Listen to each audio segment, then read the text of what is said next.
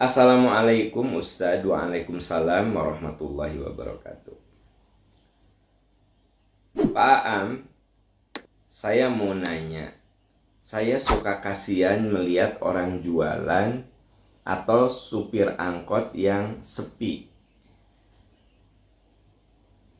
Saya suka nggak tega terus mendoakan. Yang saya tanyakan, boleh nggak saya mendoakan mereka sambil berjalan? Iya, itu pertanyaannya. Ibu, tentu saja yang namanya berdoa itu bisa kita lakukan dalam keadaan apapun. Ya, Ibu lihat di jalan, supir angkot, sepi, nggak ada penumpang. Lihat yang jualan, sepi, nggak ada yang beli. Terbersitlah, terpanggillah hati ibu untuk mendoakan mereka. Dan refleks ketika Anda berjalan, langsung mendoakan mereka. Boleh tidak? Sangat-sangat boleh. Dan ini ada dijelaskan di dalam surat Ali Imran ayat 191. Alladzina yadhkurunallaha qiyaman wa qu'udan wa 'ala junubihim. Orang yang berzikir kepada Allah qiyaman sambil berdiri, wa qu'udan sambil duduk, wa 'ala junubihim sambil berbaring. Jadi kita ini boleh berzikir kepada Allah.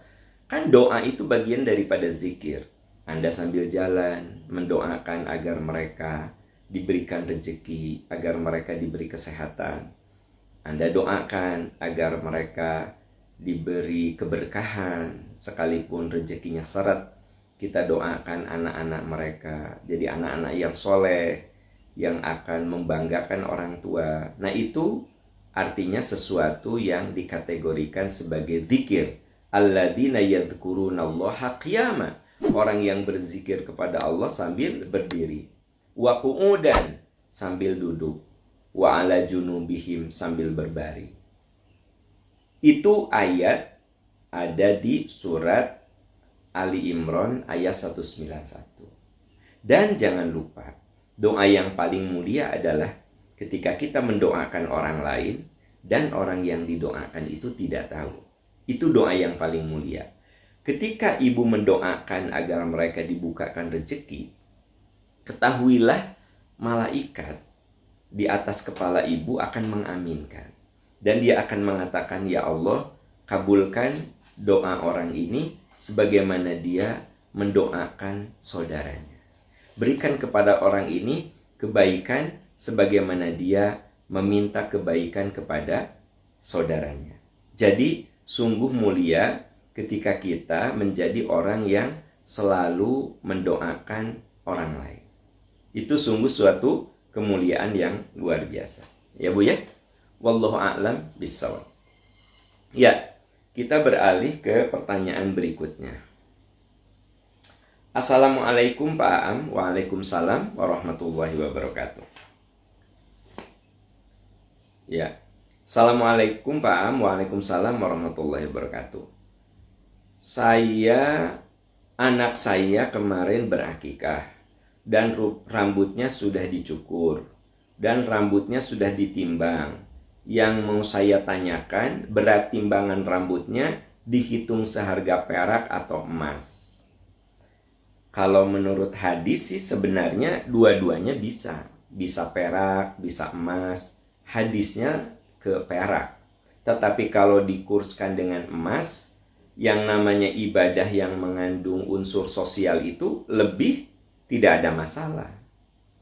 Contoh, saya berkewajiban zakat 2,5%. Ya. Sebenarnya zakat saya 500.000. Tapi saya katakan, saya mau ngasih 1.000.000 aja. Maka kewajiban saya sudah gugur dengan mengeluarkan zakat 500.000. Dan saya mendapatkan amalan sedekah karena yang 500.000 itu saya lebihkan jadi 1.000.000. Kenapa? Ini ibadah yang ada unsur sosialnya. Kalau ibadah yang ada unsur sosialnya, lebih juga tidak ada masalah. Seperti kemarin ada yang nanya, Ustadz, saya kan di rumah itu ada 10 orang. untuk zakat fitrah, tapi saya ngeluarin, kalau orang-orang mah satu per kepalanya itu 30.000, saya mah hitung 50.000, boleh enggak? Ya boleh-boleh saja. Jadi kalau kata DKM per orang 30.000, tapi bapak mah bilang saya mah mau 50.000. Kata yang satu, saya mah mau dihitung per kepalanya 100.000. Boleh tidak? Boleh, tidak apa-apa. Ya, itu kaitannya dengan ibadah sosial. Seperti halnya akikah. Anda kurskannya dengan perak apa emas? Saya mau pakai emas aja supaya lebih mahal. Ya boleh. Tapi kalau ternyata dana Anda terbatas, dikurskannya itu disamakan berat rambut itu dengan perak, juga tidak ada masalah. Jadi sebenarnya dua hal yang tidak ada kesalahan di situ. Tidak ada kesalahan di situ. Dikembalikan kepada kadar kemampuan. Mampunya perak silahkan, mampunya emas lebih bagus, begitu ya. Ada yang rambutnya itu, anak itu tidak benar-benar akurat ditimbang, digunduli ya, lalu rambutnya ditimbang, aduh ribet Pak Aam, udahlah saya mau perkirakan aja udah 2 gram aja. Nah kata orang yang mencukurnya, Pak ini mas segram juga nggak nyampe karena rambut anak Anda tipis kan gitu. Kata yang mencukur tuh, Pak ini mah 1 gram juga nggak akan nyampe, tapi Anda anggaplah 2 gram. Boleh tidak? Boleh. Jadi kalau ibadah sosial itu ketika Anda tingkatkan, itu sebenarnya sesuatu yang tidak terlarang, sesuatu yang tentu saja diperbolehkan.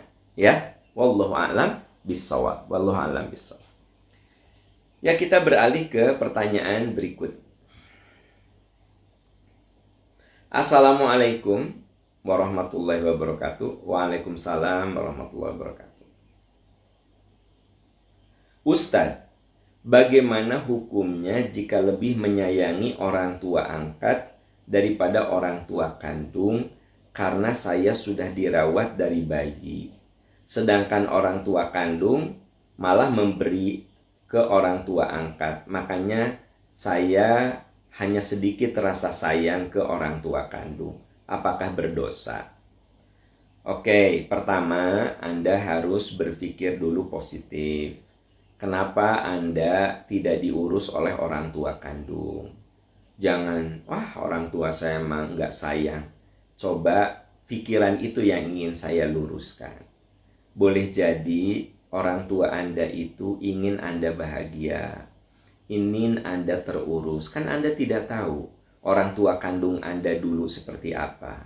Ada orang tua kandung yang akhirnya menitipkan anaknya ya menjadi anak angkat majikannya karena dia memang bekerja di situ sebagai asisten rumah tangga. Nah, demi kesuksesan masa depan dan kebahagiaan anaknya, karena majikannya itu nggak punya anak, lalu majikannya itu suka dengan anak itu, lalu dia bilang, "Mangga ibu, saya marido kalau anak saya mau diurus, mau diangkat anak, biarlah dia bahagia masa depannya." Anda jangan langsung berpikir negatif. Kenapa saya dikasihin sama orang? Berarti orang tua saya nggak sayang. Keliru cara berpikir Anda tuh keliru. Karena boleh jadi Anda akhirnya diserahkan kepada saudara, diserahkan kepada orang lain. Waktu itu orang tua Anda merasa kalau Anda diurus sama dia, malah nggak keurus. Gizinya tidak terjamin, sekolahnya tidak terjamin, masa depannya tidak terjamin karena kekurangan orang tua Anda. Akhirnya Anda diserahkan untuk diurus oleh orang lain. Nah, jadi kita jangan langsung suudon. Anda ini udah suudon. Kenapa? Karena Anda bilang, kenapa saya kok dikasih sama orang? Nah, tolong ya. Karena ada kasih sayang orang tua yang bentuknya ya seperti inilah. Ya, seperti inilah. Yaitu apa? Anda diserahkan kepada orang yang menurut pertimbangan orang tua Anda itu akan sangat-sangat membahagiakan Anda. Nah, adapun ternyata ada perasaan Anda lebih sayang sama orang tua angkat, kan itu mah urusan perasaan. Anda merasa lebih dekat kepada orang tua angkat, kan itu mah lebih bersifat perasaan. Karena Anda mengalami pengalaman-pengalaman yang lebih banyak dirasakan dengan orang tua angkat Anda ketimbang dengan orang tua kandung Anda. Kemudian Anda jadi lebih sayang, ya itu mah bab lain. Itu makan manusiawi. Tapi yang ingin saya luruskan adalah cara Anda berpikir bahwa seolah-olah orang tua kandung Anda kurang sayang karena Anda diserahkan sama orang. Itu yang ingin saya luruskan. Itu yang ingin saya luruskan. Urusan Anda lebih sayang, yaitu bab lain gitu ya. Tapi tetap Anda tidak akan hadir di muka bumi ini tanpa orang tua kandung. Makanya apa susahnya kita berbuat baik kepada keduanya gitu loh. Ya. Berarti kan Anda punya dua orang tua yang membuat Anda bisa lebih banyak beramal soleh. Kalau saya beramal solehnya, berbuat baiknya kepada satu orang tua, ayah ibu saya. Tapi kalau Anda kan ada ayah angkat, ada ayah kandung, ada ibu angkat, ibu kandung. Berarti kan peluang Anda untuk beramal soleh lebih besar. Nah gitu. Jadi Anda berpikirnya, alhamdulillah aku punya dua orang tua yang membuat aku bisa lebih banyak berbakti. Kalau orang lain mau orang tuanya cuma satu pasang, aku mah dua pasang. Apa yang terjadi? Maka cara berpikir Anda positif dan membuat Anda akan lebih banyak melakukan amal soleh. Itu kan yang kita harapkan dalam kehidupan ini. Berpikir positif. Asa antakrahu syai'an wa huwa khairul lakum. Di surat Al-Baqarah 216. Boleh jadi kamu tidak menyukai, tapi itulah cara yang terbaik untuk kamu. Ya, maka coba biasakan dalam hidup ini selalu melihat sisi-sisi baik, selalu melihat sisi-sisi positif, selalu melihat sisi-sisi kebaikan. Itulah cara kita menjalani hidup secara indah, yaitu mengambil sisi baik dari semua peristiwa yang menimpa pada diri kita. Ya, wallahu a'lam bishawab. Ya, kita beralih ke pertanyaan berikutnya. Assalamualaikum Ustadz. Waalaikumsalam warahmatullahi wabarakatuh. Saya yakin dengan ayat terakhir Al-Baqarah bahwa Allah memberi ujian tidak akan melebihi batas kesanggupan hambanya. Namun melihat ujian yang sedang menimpa saya, apakah keyakinan saya akan ayat tersebut sedang diuji juga? Di Al-Baqarah 286 ya, di Al-Baqarah ayat terakhir, la yukallifullahu nafsan illa wus'aha. Allah tidak akan memberikan beban di luar kesanggupan manusia. Nah, Anda yakin dengan ayat itu? Allah tidak mungkin memberikan beban di luar kemampuan manusia. Tapi Anda katakan, kok saya sekarang rasanya diberi ujian di luar kemampuan saya, gitu. Begini, yang dimaksud dengan Allah tidak akan memberikan beban di luar kemampuan kita, maksudnya apa? Kita kudu yakin bahwa semua ujian yang Allah berikan itu bisa kita selesaikan. Itu tujuannya. Jadi kita harus yakin bahwa apa yang Allah berikan kepada kita berupa ujian, sesungguhnya dipastikan kita akan bisa menyelesaikannya. Berarti apa? Kita harus yakin bahwa ujian yang Allah berikan itu bisa kita selesaikan. Jadi jangan gini, katanya Allah itu tidak akan memberikan ujian di luar kemampuan kita. Tapi kok rasanya saya asa berat pisan, rasanya ini di luar kemampuan saya. Bukan begitu cara berpikirnya. Cara berpikirnya begini, insya Allah saya bisa menyelesaikan ini. Ini akan saya lewati. Bisa saya lewati. karena Allah tidak akan memberikan beban di luar kemampuan saya. Gitu cara berpikirnya, ya. Begitu cara berpikirnya. Saya yakin saya bisa menyelesaikannya. Gitu. Karena saya yakin Allah tidak akan memberikan beban di luar kemampuan saya. Makanya ayat berikutnya baca, laha ma kasabat wa 'alaiha maktasabat. Bagi orang itu kebaikan atas usaha kebaikan yang dilakukannya. Wa 'alaiha maktasabat, dan bagi orang itu keburukan atas usaha yang dilakukannya. Jadi ayat itu, sahabat-sahabat tercinta, memberikan isyarat bahwa kalau kita diuji, kita harus yakin kita bisa menyelesaikannya. Seberat apapun, kita katakan, aku yakin, aku bisa menyelesaikan ujian ini. Gitu loh, ya. Nah, lalu kita berjuang untuk menyelesaikannya. Berikhtiar, berjuang, semaksimal yang bisa kita lakukan. Maka Allah katakan, bagi orang itu kebaikan atas perjuangan menyelesaikan ujian. Kalau dia berbuat baik dengan ujian itu. Wa 'alaiha maktasabat, dan bagi orang itu sanksi, ya, keburukan kalau dia menjalani ujian itu dengan keburukan. Itu maksud dari ayat tersebut. Saya tegaskan, yakinlah kita bisa menyelesaikan seluruh ujian yang kita hadapi kalau itu menimpa diri kita. Dan dengan yakin kita bisa menyelesaikan, maka sesungguhnya energi-energi kebaikan, energi-energi untuk bisa menyelesaikan akan kita dapatkan. Kita akan kreatif, kita akan inovatif, kita akan berjuang dengan sungguh-sungguh menyelesaikan ujian itu. Wallahu a'lam bishawab.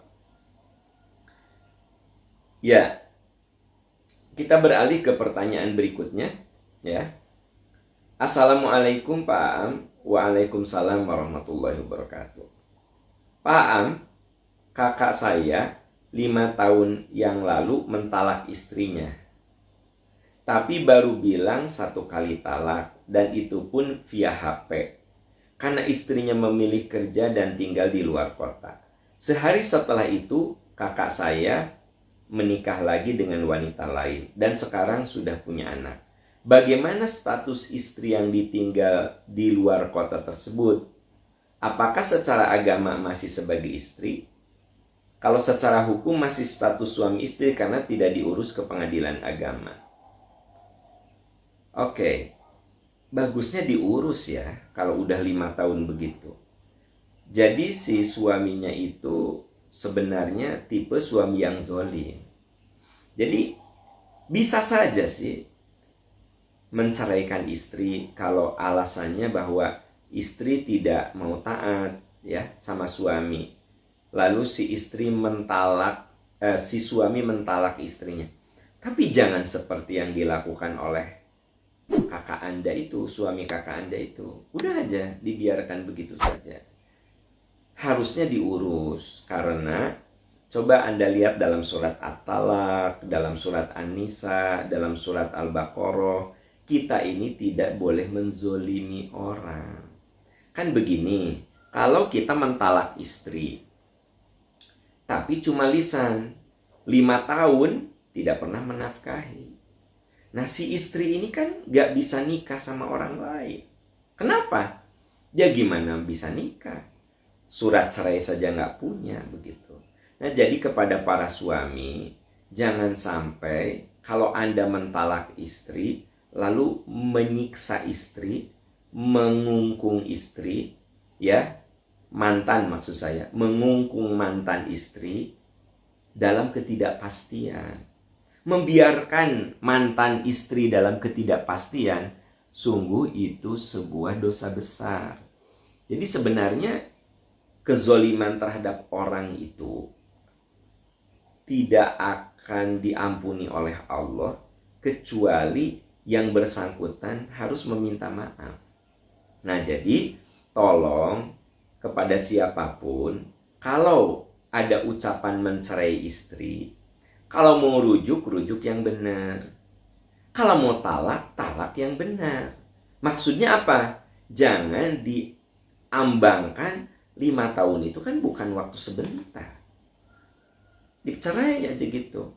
Tapi apa? Gak diurus ke pengadilan. Nah, yang rugi siapa? Yang rugi mantan istri. Kenapa? Dia gak bisa nikah secara hukum negara. Karena apa? Di situ masih tercantum bersuami. Dan ketika si istri ini memaksa untuk menikah, nah itu kalau suaminya julid, suaminya dengki, itu bisa diusut dan secara hukum negara si perempuan ini salah. Sehingga masuk dalam kategori orang yang poliandri. Dan dalam hukum di negara kita dan juga hukum agama, poliandri itu kan sesuatu yang terlarang. Nah, akhirnya si perempuan ini dia tidak menikah. Kenapa? Karena menggantung statusnya.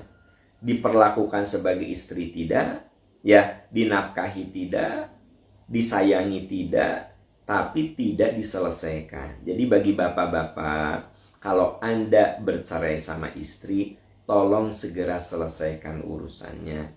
Jangan Anda biarkan mantan istri Anda tergantung dengan statusnya. Coba datang ke pengadilan, uruskan. Kan keluar surat cerai. Kalau keluar surat cerai, apa yang terjadi? Enak, si istri bisa move on. Boleh jadi ada laki-laki yang lebih cocok bagi dia, akhirnya menikah. Nah itu. Jadi sebenarnya kakak Anda itu dizolimi oleh suaminya. Mendingan diurus tuh surat cerainya. Kalau menurut saya, sekiranya memang kakak ipar Anda tidak mau ngurus, ya urus saja oleh kakak Anda. Datang ke pengadilan agama, gugat cerai itu suaminya. Supaya kakak Anda ada status yang jelas. Dan saya yakin pengadilan akan mengabulkan. Udah 5 tahun dibiarkan tidak dinafkahi, ya, apalagi kemudian sudah tidak peduli lagi, ya jelas lah. Insya Allah pengadilan agama akan mudah memutuskan. Karena jelas-jelas, faktanya jelas-jelas bahwa kakak Anda itu dizolimi oleh kakak ipar Anda. Wallahu a'lam bishawab. Ya. Kita beralih ke pertanyaan berikutnya.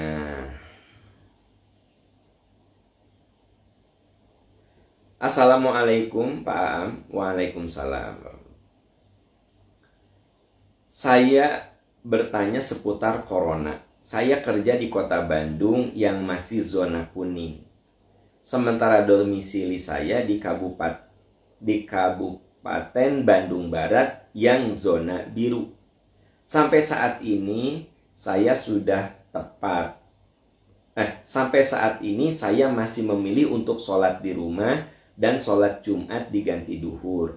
Apakah keputusan saya sudah tepat atau saya harus sudah sholat Jumat dan berjamaah di masjid? Apabila sudah harus ke masjid, tapi masjidnya kurang menerapkan protokol kesehatan, misal tidak ada jarak antar makmum, bagaimana Ustadz? Ya, prinsipnya la dororo wala diroro. Jangan kamu memadorotkan orang lain dan jangan sampai kamu dimadorotkan oleh orang lain.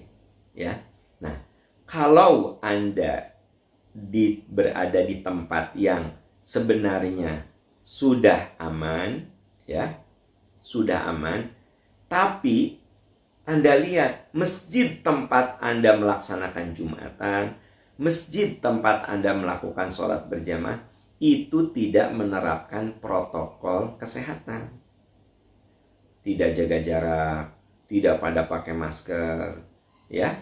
Nah, akhirnya Anda ragu dan akhirnya Anda memutuskan untuk sholat di rumah dulu. Apakah salah? Tidak salah. Karena merujuk hadis la dororo wala diroro. Anda tidak boleh memadorotkan orang dan jangan sampai orang memadorotkan Anda. Jadi selama pertimbangannya itu bukan karena malas, tapi karena keselamatan, tidak apa-apa. Ya. Tapi Pak Am, di situ sudah ada Jumatan, di situ sudah ada sholat berjamaah. Iya, tapi masalahnya tempat Anda sholat itu tidak menerapkan protokol kesehatan, sehingga Anda khawatir madorot. Nah, maka berlaku hadis la dororo wala diroro. Kamu tidak boleh memadorotkan orang dan jangan sampai kamu dimadorotkan oleh orang lain. Kan sudah disepakati menurut ahli kesehatan, di antara hal yang bisa mencegah kita tertular, terpapar virus COVID-19 ini dengan cara membuat jarak yang disiplin, memakai masker, mencuci tangan, 3M. Memakai masker, mencuci tangan, membuat jarak, ya. Nah, ternyata ini tidak dilaksanakan. Berarti Anda khawatir kemadorotan. Ya kalau khawatir kemadorotan, boleh. Dasarnya bukan malas. Gitu. Ya. Jadi tanya nurani Anda nggak mau ke masjid malas atau ingin menghindari kemadorotan? Menghindari kemadorotan, oke, pegang itu. Karena Allah Maha tahu apa yang terbersit dalam pikiran dan hati kita. Ya. Wallahu a'lam bissawab. Wallahu a'lam bissawab. Ya memang ada juga yang begini. Lah kamu mah sama corona saja takut gitu. Takut mah harus sama Allah gitu. Nah, statement seperti itu seperti benar tetapi keliru, ya. Karena Allah menyuruh agar kita menghindari kemadorotan. Bukan karena takut corona, tapi kita melaksanakan perintah Allah menghindari kemadorotan. Maaf, kan masih ada sekarang yang begini. Lah, kamu mah lemah iman, sama corona aja takut. Takut mah sama Allah atuh. Nah gitu kan. Padahal teman-teman, kita menghindari sholat di masjid, menghindari dulu sholat Jumat, kita sholat duhur di rumah. Bukan takut corona, takut madorot. Dan kita disuruh oleh Allah menghindari kemadorotan. Wala tulqu biaidikum ila tahluka. Jangan kamu jerumuskan diri pada kebinasaan. Kan nggak boleh kita menjerumuskan diri pada kebinasaan. Ya, nah itu kita harus mampu menempatkan ayat-ayat itu secara proporsional. Wallahu a'lam bishawab.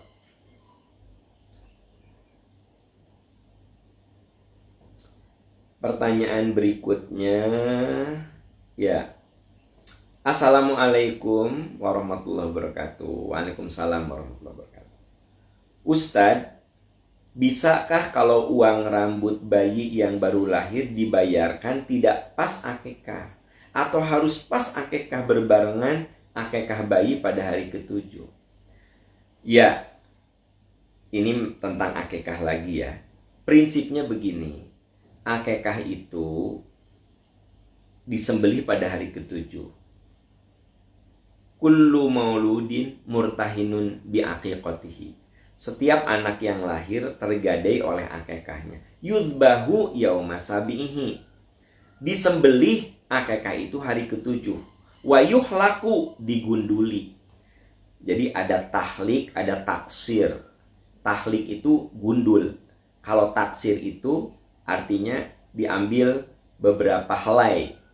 Nah, maaf tanpa mengurangi rasa hormat, sebenarnya di masyarakat kita banyak yang taksir. Taksir itu cuma diambil beberapa helai. Padahal menurut hadis, wa yuhlaku. Yuhlaku itu artinya gundul. Wa yusamma, dan diberi nama. Jadi pada hari ke-7 itu diberi nama, digunduli, dan akikahnya disembelih. Bagaimana kalau digundulinya hari ke-7, tapi uangnya tidak hari ke-7? Tidak apa-apa, karena yang ditentukan itu digundulinya. Urusan nanti rambut yang kita timbang, oh iya ternyata ada 1 gram ya, jadi diuangkan menjadi bentuk uang, tapi dibagikannya nanti setelah 10 hari, setelah 20 hari, apalagi karena rezekinya belum ada, ya boleh-boleh saja, tidak apa-apa. Tapi digundulinya hari ke-7, diberi nama hari ke-7, disembelih akikahnya hari ke-7. Itu yang paling afdol. Urusan membagikan uang dari rambutnya ya tidak harus ke hari ke-7 kalau memang belum memungkinkan. Tapi kalau semuanya hari ke-7 dilaksanakan, ya itu afdol kan. kalau kita bicara tentang keafdolan. Wallahu a'lam bishawab. Ya, kita beralih ke pertanyaan berikutnya.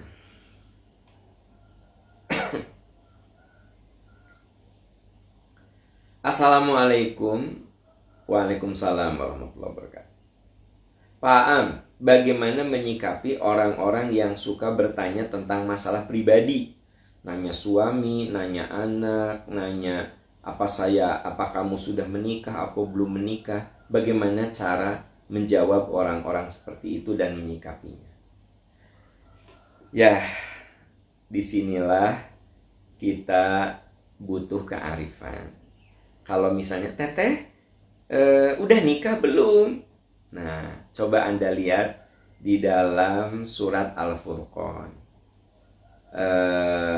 Wa ibadur rahmanil ladzina yamshuna 'alal ardi hauna wa idza khatabahumul jahiluna qalu salama. Orang yang berjalan di muka bumi dengan rendah hati, dan kalau ada orang jahil bertanya, maka jawablah dengan bijaksana, gitu ya. Jadi kalau ada orang yang, teteh udah nikah belum? Ya Anda jawab aja, doakan ya semoga saya segera menikah, gitu. Siapa tahu ternyata dari doa mereka lah dibukakan pintu jodoh Anda. Jadi Andanya juga jangan baperan gitu ya. Apa sih orang tuh nanya-nanya udah nikah lah, nanya gimana kabar suami saya lah, nanya gimana kabar anak-anak ya, apa urusannya? Ya, boleh jadi orang itu berniat ramah sama Anda. Nah ini, di pikiran kita juga kudu positif terhadap orang lain. Ya, Pak Am gimana anak-anak sehat? Saya mikirnya itu orang ramah, nanya tentang anak-anak saya. Alhamdulillah Bu, anak-anak sehat gitu. Ya, terus nanya hal-hal lain yang sifatnya lebih pribadi begitu. Pak Am, katanya Pak Am rumahnya udah pindah ya? Kan sebenarnya itu urusan pribadi saya mau pindah atau enggak. Oh iya Bu, ya saya pindah. Nah, ya kalau memang perlu dijawab, jawab. Tapi memang ada orang yang bertanya hal-hal yang terlalu private gitu. Nah, bagaimana menyikapinya? Kalau menurut surat Al-Furqan, wa idza khatabahumul jahiluna qalu salama. Jawab saja dengan bijaksana. Ya, artinya apa? Kalau nanya jodoh, Anda belum menikah, ya bilang aja, doakan ya tante ya, biar saya dapat jodoh yang soleh gitu. Ya, katanya anak kamu nggak lulus ya? Iya, doakan saja ya biar nanti anak saya bisa lulus gitu. Itu teh ada juga orang yang memang gitu ya, katanya anak kamu nggak lulus ya gitu, katanya anak kamu nggak diterima ya di SMA, kemarin teh daftar ke SMA berapa, SMA 3 nggak diterima ya gitu loh. Jadi orangnya itu apa ya, gitulah, susah ngomongnya kita, tapi ada orang-orang kayak gitu. Katanya anak kamu daftar di SMA 8 ya, nggak keterima katanya ya. Nggak keterima, nanti kalau ikut zonasi belum tentu diterima juga. Kan SMA 8 kan daerah Selontongan ya. Kamu rumah di mana? Di Dayakolot ya? Mual, nggak akan keterima di kamu. Duh kan, nyelekit gitu ngomongnya teh. Ada nggak yang saya contohkan begini? Ada gitu. Ya, Anda bawa motor, udah gitu teh. Ngeriditnya, itu sabar tahun kamu ngeridit motor. Tuh kan. Ya apa susahnya?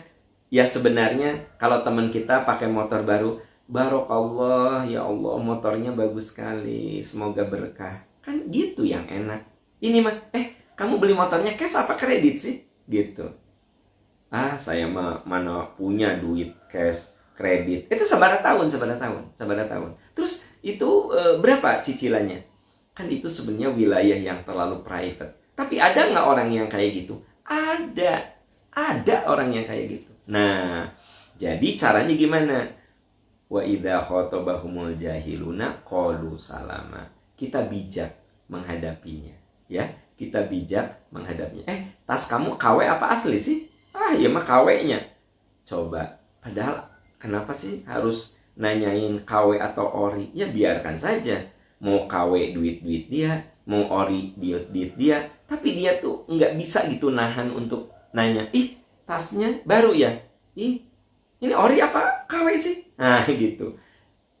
Gimana sih ngadepin orang-orang kayak gitu yang kalau nanya, kalau ngomong, celetukannya itu kalau nggak nyelekit, kadang masuk ke wilayah private yang sebenarnya tidak perlu dia tanyakan gitu. Dengar-dengar suami kamu udah 2 bulan ya nggak balik ya? Gitu. Apa gitu? Nanya-nanya suami 2 bulan tidak balik. Enggak, aku mah make sure aja. Katanya suami kamu nggak pulang ya 2 bulan ya? Ya terus ngapain gitu nanya suami? Ya, nanya suami orang. Urus tuh suami kamu gitu kan. Kalau kitanya kesel, kenapa kamu ngomong nanya-nanya suami aku? Urus tuh suami kamu gitu. Enggak, aku mah cuma nanya aja. Ini mah dengar-dengar si make sure. Nah, itu teh ada orang kayak gitu, Bapak Ibu. Nah, bagaimana cara menghadapinya? Wa idza khatabahumul jahiluna qalu salama. Bila orang jahil, orang kayak gini teh disebut orang jahil, ya. Ya orangnya teh jahil lah gitu. Bahasa agama jahil tuh bodoh. Walaupun dia itu mungkin seorang yang berpendidikan tinggi, tapi omongan dan perilakunya itu bodoh. Itu disebutnya jahil. Wa idza khatabahumul jahiluna qalu salama. Bila orang jahil itu komen, ngomong, ya, dia hadapi dengan penuh bijaksana. Jadi tidak perlu ya kejahilan dia kita balas dengan kejahilan lagi. Jadi kita terbawa dong dengan kebodohan dia. Jangan terbawa arus kebodohan orang bodoh gitu. Oke Bapak Ibu, sahabat-sahabat, itu yang bisa saya jawab dari pertanyaan tadi.